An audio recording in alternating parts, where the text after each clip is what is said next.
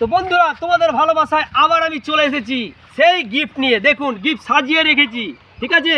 তা আজকের গিফটে থাকবে মেয়েদের জন্য একটা ভ্যারাইটি ব্যাগ, টাকা ভর্তি, কিন্তু টাকা থাকবে না, ঠিক আছে, ওকে। আর এটা হলো একটা ঠান্ডা এবং গরমের কুল জল। গরমের সময় ঠান্ডা থাকবে আর শীতের সময় গরম থাকবে জল। বোতল পাবে ছেলেরা আর এটা পাবে মেয়েরা। আর তার সঙ্গেও 6টি বোতল থাকবে, একবারে জলের বোতল, যারা সান্ত্বনা হিসাবে পাবে।